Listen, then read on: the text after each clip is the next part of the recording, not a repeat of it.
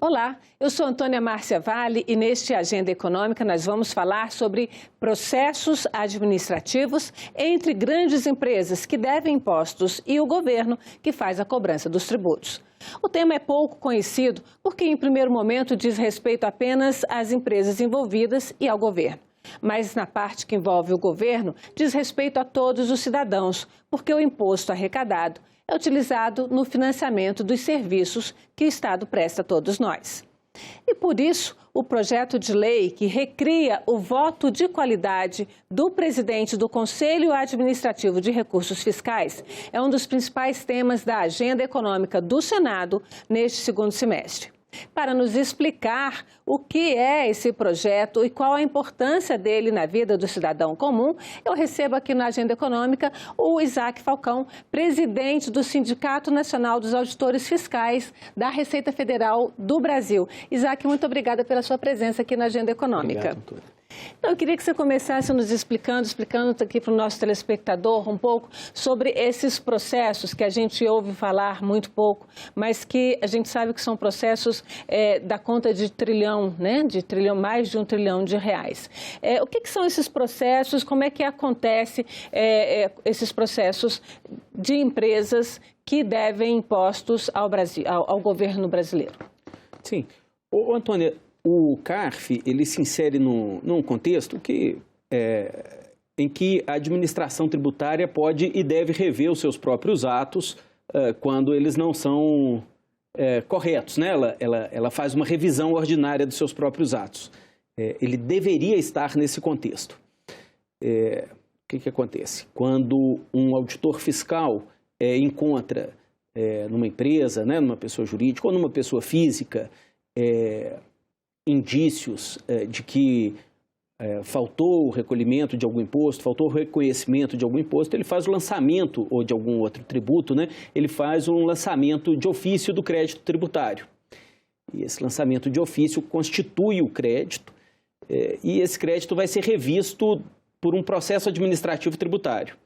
Em primeira instância, ele é resolvido por 3 auditores fiscais, numa delegacia de julgamento. E aí, quando há recurso contra a decisão da Delegacia Regional de Julgamento, esse processo sobe para o CARF, Conselho Administrativo de Recursos Fiscais. Vamos simplificar então um pouquinho essa parte. Tá. A empresa, ela apresenta a sua declaração anual de imposto de renda. Por exemplo. Né? Por exemplo. E aí, nessa avaliação dessa declaração, os auditores responsáveis identificam que está faltando alguma coisa, é isso? Perfeitamente. É esse o momento? Sim, tanto no imposto de renda quanto nos demais tributos, né? Nas demais declarações, ou eventualmente até mesmo sem declaração. O auditor fiscal encontra ali algum montante de tributo que deveria ser recolhido.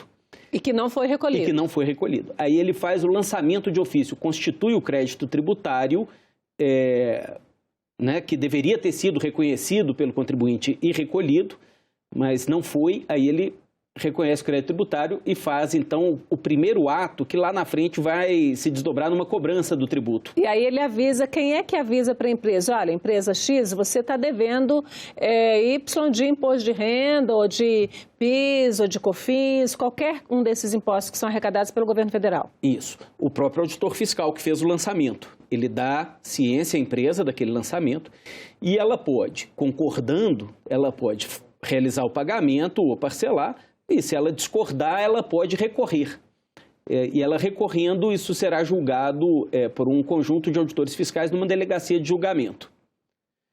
Aí, se não houver concordância em relação ao resultado do julgamento na delegacia de julgamento, aí há a possibilidade de um recurso para o CARF. E a gente tem uma delegacia em cada estado, em cada grande cidade. Como é que funciona essa estrutura da Receita?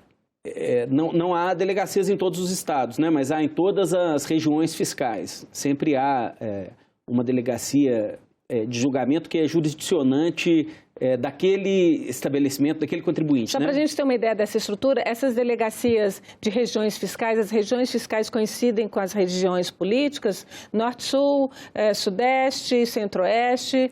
Não. Não, as regiões fiscais são, uma é Norte.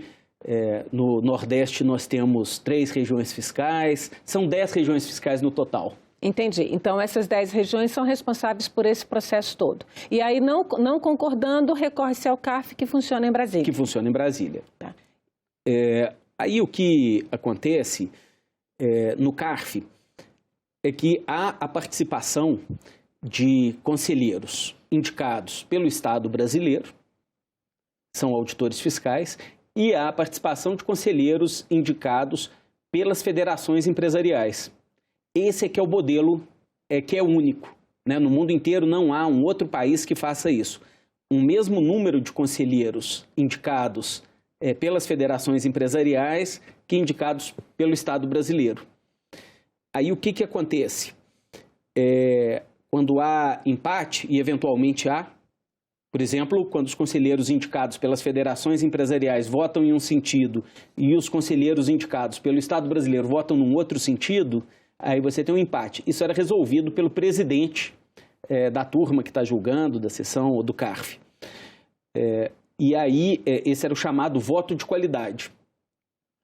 Quando, em 2019, uma herança do governo passado, se aboliu o voto de qualidade, passou-se a resolver da seguinte forma: quando há empate, a questão resolve-se em favor do autuado. Em favor do contribuinte. No caso, é daquele contribuinte que não contribuiu. Que não contribuiu, tá. No favor ou em tese, né? Em tese. Em tese. Então, por isso que eu disse autuado, né? Ele pode ter contribuído ou não, mas ele sofreu uma autuação. Certo, entendi. Pois bem, o empate resolve-se a favor dele. Isso equivale a dizer, por exemplo, porque em que situações que ocorre o empate? Né? É num número muito pequeno de situações. Mas são aquelas situações justamente em que se discute os maiores valores. São situações em que há teses jurídicas que as grandes empresas utilizam. Então, por exemplo, a questão do ágio interno, que é uma questão tributária relevante também, que é muito singular nossa. Então, ali, quando se discutem, muitas vezes, assim, bilhões, há o chamado voto de bancada. Bilhões de um devedor. De um devedor. Teoricamente, um devedor. De um devedor. Que o Estado brasileiro entende como sendo devedor. Que o Estado brasileiro entende. Dezenas de, às vezes, bilhões, às vezes centenas de milhões. Enfim, são os grandes processos. Para você ter ideia, há uma concentração enorme, né? 162 processos reúnem quase metade do crédito tributário que está em julgamento do CARF. Vou pegar essa sua informação e vou usar como deixa para pedir a Bruna, que é a nossa diretora de gravação, para colocar aqui na nossa tela, que o nosso telespectador possa ver com mais, né, ficar com esses números em mente, esses números da Receita sobre os dados do CARF, que é exatamente essa quantidade de processos, que são 93 mil processos pendentes, então, que estão lá no CARF. Eu queria até que você falasse sobre isso, quer dizer, esses processos estão pendentes, se é possível a gente saber desde quando eles estão pendentes, quanto tempo o CARF leva para julgar um processo dele. Tem mais de 1 trilhão, ou seja, é muito dinheiro, né? Lá esperando para ser decidido se vai ser entrar para os cofres públicos ou não. E desses 93 mil processos, desse 1 trilhão, 162 processos, que é o número que você falou, equivalem a 453 bilhões de reais, ou seja, quase a metade de toda a dívida. Isso aqui, então, são processos aqui realmente bilionários. Bilionários, são processos muito relevantes, são processos bilionários. E o chamado voto de bancada, ou seja, conselheiros indicados pelas federações empresariais votam num sentido e conselheiros indicados pelo Estado brasileiro votam em outro sentido, isso ocorre justamente nesses processos maiores. Então, quando no governo passado se definiu por resolver esse tipo de caso em favor da empresa autuada, isso causou, é claro, um prejuízo bilionário ao erário, aos cofres públicos. Para você ter uma ideia, só no ano passado foram 25,3 bilhões de reais. Que deixaram de entrar nos cofres públicos. Que deixaram de entrar nos cofres públicos. 90% desse valor está concentrado em 22 empresas. Então, são das maiores empresas brasileiras. Você pode citar essas empresas ou não é permitido? Não, o processo, o acórdão acaba se tornando público, né? Mas eu não quero cometer a injustiça de citar umas e não outras aqui, mas são as grandes empresas. Certamente, nos comerciais, a gente assiste, não aqui, né, que não tem, mas assim... são essas empresas que estão São as grandes empresas nacionais. Setores, assim, onde você tem maiores devedores, você pode citar? Talvez o setor financeiro tem uma participação muito relevante, bebidas tem uma participação muito relevante, higiene pessoal, limpeza, enfim, são grandes empresas. Montadoras. O que acontece aí? Nesse tipo de processo, né? Então, você tem uma tese que elas, de alguma forma, encampam, entendendo que não devem pagar o tributo, e os conselheiros indicados, ou não digo os, né, mas muitas vezes diversos conselheiros indicados pelas federações empresariais são pessoas que participam da convicção de que aquela tese é válida. Mas, teoricamente, esses conselheiros, mesmo os indicados pelo lado do governo, são auditores fiscais, portanto, gente que entende de legislação tributária. Sim. Do lado das empresas, também são especialistas em legislação tributária? Quem são esses conselheiros? São pessoas que têm uma militância na área da advocacia, né, e que normalmente trabalham na área tributária, justamente defendendo empresas nos processos administrativos tributários e que, portanto, são indicados...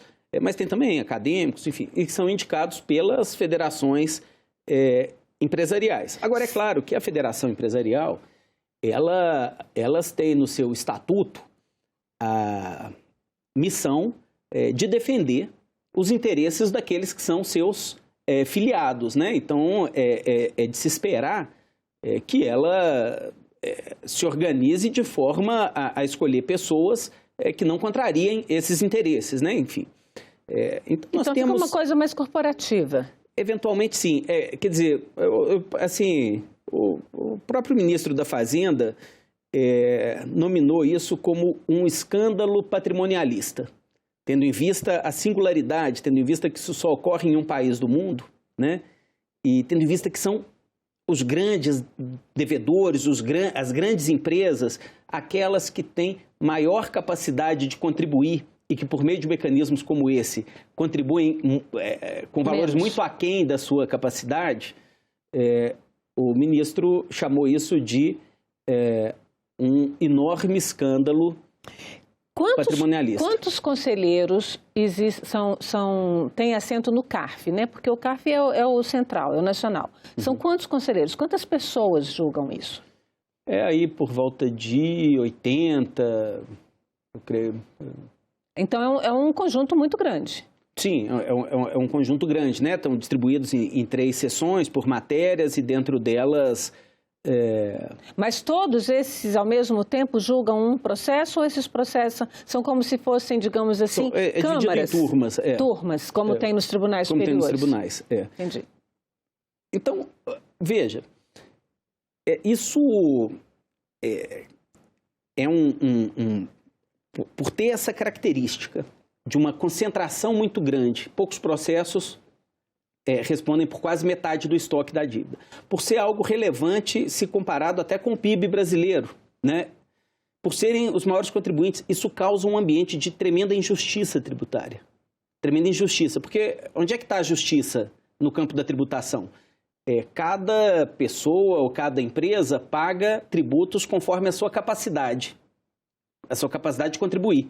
Se aqueles que têm maior capacidade são justamente os que têm condições de manejar instrumentos nesses julgamentos, a ausência aí do voto de qualidade, que dá, na prática, a palavra final,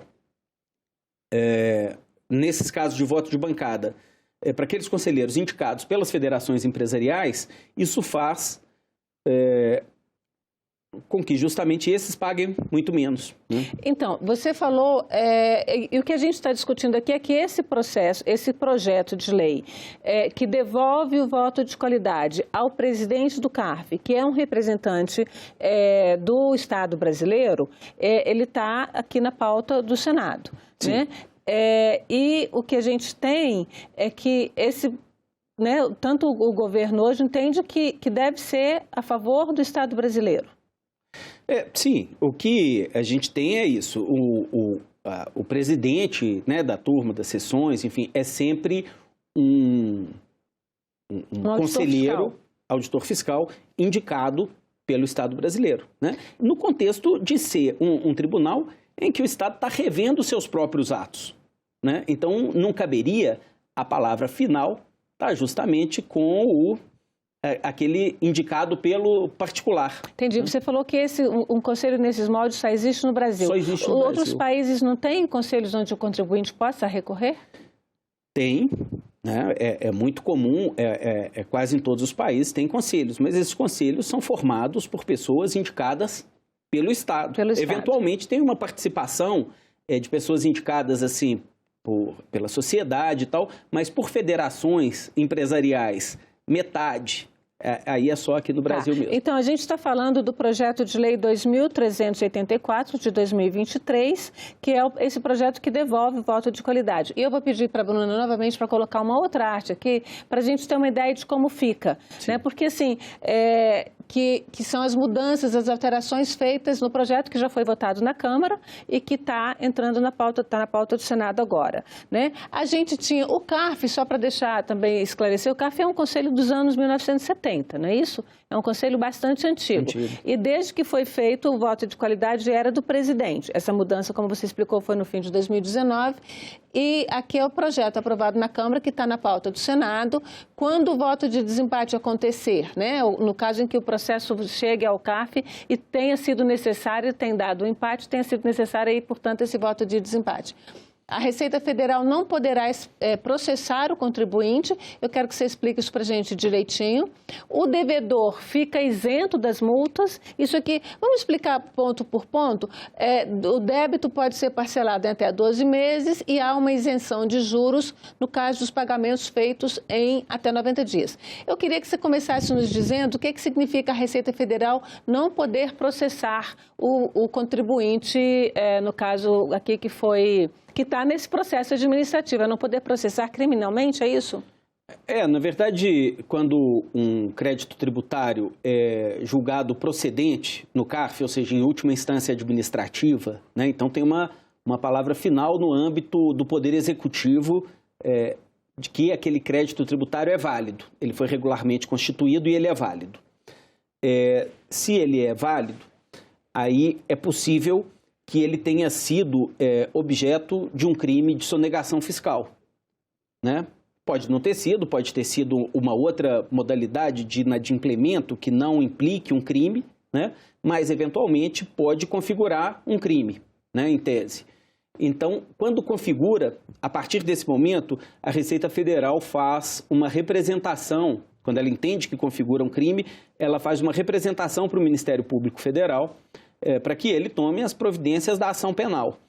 Nesse caso, então, não vai mais poder fazer esse processo, ela só vai atrás do crédito. Sim, se for resolvido por voto de qualidade, então a Receita não vai, seguindo o texto da lei, não vai fazer a representação fiscal para fins penais. Isso tudo, é bom deixar claro que isso pode ainda mudar aqui no Senado, porque tem a votação.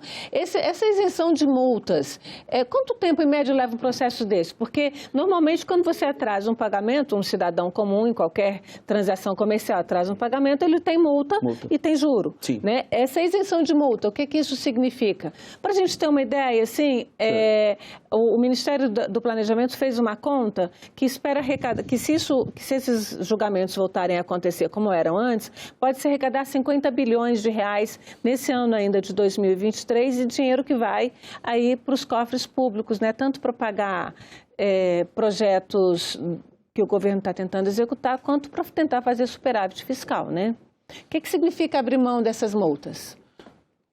Olha, eu entendo, né, até pelas manifestações que o governo tem feito, pelo debate que a gente vê no Congresso Nacional, na Câmara, que isso está no contexto de um acordo político para a volta do voto de qualidade, né? Mas é claro que a gente entende isso como algo de transição, né? Seria muito ruim que essa situação se cristalizasse, né? E aí eu imagino que o Senado tem uma boa oportunidade de dar uma contribuição em relação a esse texto. E eu te digo pelo seguinte, você não pode, do nosso ponto de vista, tratar um contribuinte ou uma empresa que foi autuada, né, e que deixou de pagar algum tributo, da mesma forma como você trata uma que pagou os seus tributos em dia. Porque quando você isenta de multa, na prática é isso que você está fazendo, né? Ela está sendo tratada... Você errou, mas não tem problema. Você errou, mas não tem problema. E mais, quando você isenta de juros, os processos podem durar em média 9 anos, mas podem durar mais, enfim, né, uma média. Imagina você pagar hoje uma dívida de 9 anos atrás pelo valor original. Sem juros e sem multa. Sem juros e sem multa. Porque quando ele isenta de juros, hoje o Brasil não corrige o crédito tributário, não faz correção monetária do crédito. A correção é feita pela Selic, que são os juros. Então, quando ele isenta de juros, ele está tirando a Selic, a empresa vai pagar pelo valor original. Então, se ela devia 1.000 há 10 anos, ela vai pagar, que naquele tempo tinha um valor né, muito maior, expressivo. Hoje ela vai pagar 1.000, que talvez metade daquele crédito. Então, assim, a empresa que paga depois, que será beneficiada. Litigou, ela será beneficiada pagando aí, talvez em valores reais, alguma coisa como metade do que ela pagaria em dia. Você acredita que isso pode estimular com que empresas que têm dívidas levem esses processos adiante? É um estímulo financeiro muito grande, né? Vamos pensar nessas grandes empresas que têm condição de planejar, que fazem um estudo tributário, que identifica essas teses que levam ao voto de bancada, que identifica essas teses que levam ao voto de qualidade e consiga se utilizar dessas teses para pagar menos tributo, mesmo sabendo que daqui a 10 anos ela será obrigada a pagar, com uma lei como essa, ela pensa, deixo de pagar hoje e vou pagar metade daqui a 10 anos. Em termos reais, daqui a 10 anos. E nesse tempo, esse dinheiro pode ser utilizado no mercado financeiro, pode substituir alguma forma de financiamento. Então, me preocupa o desdobramento disso para a economia, porque você passa a premiar aquelas empresas que agem de uma forma nociva, né, pagam menos tributo do que deveria, segundo sua capacidade contributiva, oferece uma vantagem competitiva para essas empresas em relação a outras que estão no mercado. Então, isso pode levar as empresas a deixarem de pagar os seus tributos hoje.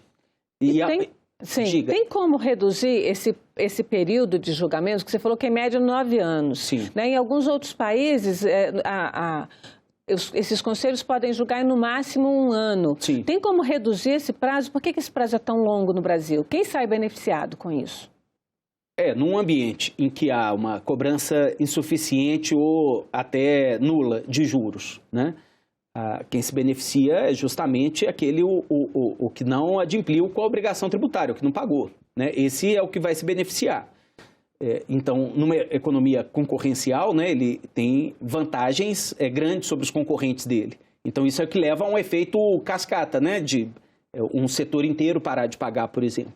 E causa muito prejuízo, porque a cada perda de arrecadação com essas grandes empresas, isso vai sendo compensado por uma tributação excessiva sobre a classe média, sobre os mais pobres, por meio de tributação do consumo, por meio de ausência de correção da tabela do imposto de renda e diversos mecanismos que fazem com que aquelas pessoas que tenham menos capacidade tenham que pagar mais para que aquelas que têm uma capacidade muito grande paguem menos, né? Então, você está fazendo uma tributação inversa, né? Inversa. A gente inverte o sistema tributário como ele deveria ser. Então, agora, com 80 conselheiros, esse conselho não teria condições de fazer esses julgamentos numa velocidade muito mais célere? O problema vem desde a primeira etapa do processo. Você tem poucos auditores fiscais para o número de contribuintes brasileiros. Você tem na ativa hoje pouco mais de 7 mil auditores fiscais para dezenas de milhões de empresas, centenas de milhões de pessoas físicas, né? Então, há uma insuficiência. Então, você já demora a constituir o crédito tributário pela falta de auditores fiscais. Quando a gente compara com outros países, número de auditores fiscais por população, número de auditores fiscais por território, número de auditores fiscais por PIB. Qualquer comparação que se faça, o nosso número é muito menor do que da América Latina, do que das Américas, do que da OCDE, do que do G20. Qualquer média que a gente faça, os nossos números são muito menores em qualquer desses parâmetros. Sempre foi assim? Nós sempre tivemos menos auditores do que o necessário? O processo de desmonte da Receita nos últimos anos foi muito acelerado, né? A gente perdeu 40% dos auditores fiscais em poucos anos, né? Se você pegar nos últimos 10 anos, a gente baixou aí de 12 mil e poucos auditores para 7 mil. Então, há um processo de deterioração muito da suficiência dos quadros, né? Muito acelerado.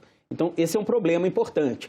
Depois, quando chega para julgamento nas delegacias, também há ali uma insuficiência, né? Então, assim, as possibilidades de recurso administrativo num processo administrativo tributário complexo, com ampla possibilidade de recursos, de produção de novas provas, de anexação de documentos, somado a uma insuficiência de pessoal, faz com que o processo no Brasil seja muito demorado. E, especialmente, sobretudo, principalmente, que é o tema central, com uma vantagem financeira muito grande para os que litigam. Como você tem uma vantagem financeira muito grande em litigar, é muito difícil criar instrumentos para diminuir a litigiosidade. Então, essa legislação nova é que pode diminuir essa vantagem da litigagem? Do litígio? Olha, litígio. Em alguns aspectos sim, mas em outros estimula. Por exemplo, essa isenção dos juros para pagamento em 90 dias, que faz com que, na realidade, o valor real seja menor para aquele que paga com atraso, é uma vantagem financeira. Então, estimula o litígio, faz com que as empresas procurem não pagar e procurem litigar. Isaac, eu agradeço muito a sua presença aqui na Agenda Econômica. A gente está aqui dentro do nosso limite de tempo e vamos esperar o resultado da votação do projeto aqui no Senado, né? Perfeitamente, obrigado. Bom, e agradeço também a você que nos acompanhou até aqui. Se você está ligado na TV, siga com a nossa programação. Na internet, escolha o que quer ver de acordo com o seu momento. Nosso site é o senado.leg.br/TV e o canal no YouTube, você já sabe, é youtube.com/TV Senado. Aproveite e se inscreve lá no nosso canal e garanta seu acesso à informação de qualidade. Até o próximo Agenda Econômica.